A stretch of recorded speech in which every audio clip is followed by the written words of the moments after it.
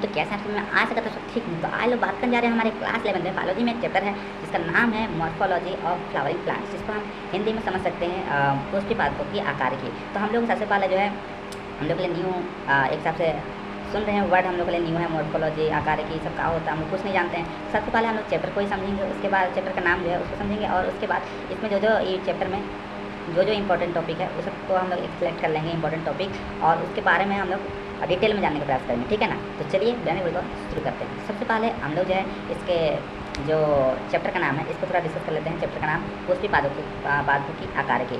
तो इसमें जो है पुष्पी पादप किस कहा जा रहा है, तो हम लोग जो है पुष्पी पादप में एंजियोस्पर्म का नाम सुने होंगे आप सब, तो ये उसी को कहा जा रहा है, एंजियोस्पर्म को कहा जा रहा है, ठीक है। तो आप दोनों एंजियोस्पर्म के बारे में आसानी से जानते होंगे, आई होप आपको पता है होगा। ये सब के बारे में हम लोग तो पूरा जानते हैं, कह सकते हैं, है ना। तो हम लोग एक वीडियो में चर्चा भी कर सकते हैं कि एंजियोस्पर्म क्या होता है और जिम्नोस्पर्म क्या होता है। बस एक थोड़ा सा तो अंतर है, एक सुरक्षित रखता है, बीच में एक नहीं रखता है। जाहिर सी बात है हम लोग इसको पूरा पूरा जानते होंगे, आई होप, ठीक है। तो ये पुष्पी पादप उसी को कहा जा रहा है एंजियोस्पर्म को, ठीक है। इसका वही होगा। और आकार की यानी मॉर्फोलॉजी वो क्या होगा, उसमें जो है बाहरी भाग जो जो होगा हम लोग पौधे के अंदर ये नहीं करते हैं, बाहरी भाग में देखते हैं। तो क्या क्या आता है, जड़ आता है, तना आता है, फूल आता है, फल आता है, बीज आता है, ठीक है। तो हम लोग इसमें सबसे ज़रूरी चीज़ क्या जानना है, बस ये इसी में डिटेल के जड़ के कितने प्रकार हो सकते हैं, ठीक है।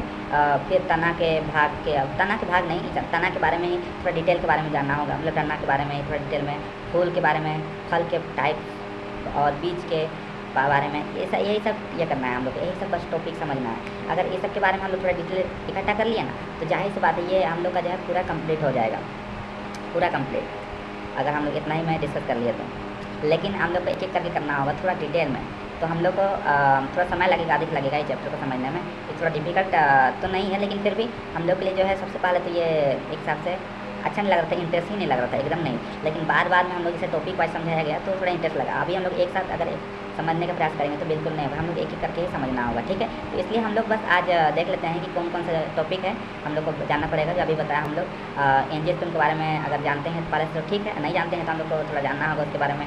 और जड़ के बारे में, जड़ यानी मूल, ठीक है, जड़ या मूल। यहाँ पर अधिकतर हम लोग क्लास 11 में हाई क्लास में आते हैं तो हम लोग रूट को हिंदी में जड़ भी कहते हैं, मूल भी कहते हैं। तो हम लोग दोनों में से समझने के लिए जड़ या मूल दोनों कर सकते हैं, लेकिन हम लोग को अधिकतर यहाँ प्रयोग में आता है मूल, ठीक है। हम लोग हाई क्लास में आते हैं तो मूल ही बोलते हैं, अधिक जगह मूल ही प्रयोग होगा, ठीक है। जड़ या मूल के प्रकार, ठीक है।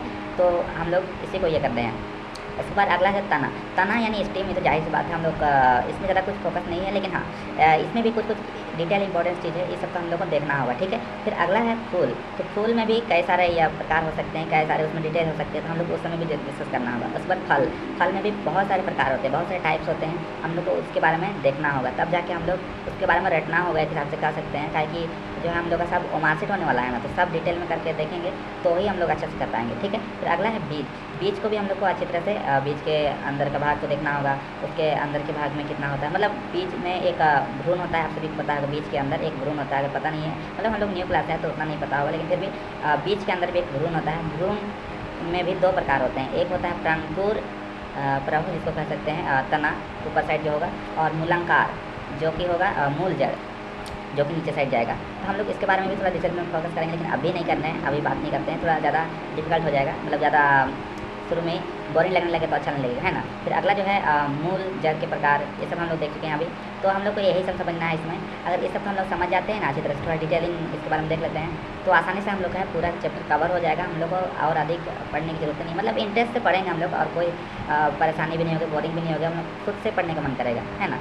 तो ऐसे ही हम लोग क्या बोले मिलते रहेंगे, तो ऐसे ही मिलते हैं अगले वीडियो में। मुझे आशा है आप सभी को जो है थोड़ा सा तो इम्पोर्टेंट लगा होगा, और कोई दिक्कत अगर होगी तो कमेंट कर देगा। हम लोग ऐसे ही मिलते रहेंगे कुछ न्यू इम्पोर्टेंट टॉपिक को लेकर। तो ऐसे ही मिलते हैं अगले वीडियो में, ठीक।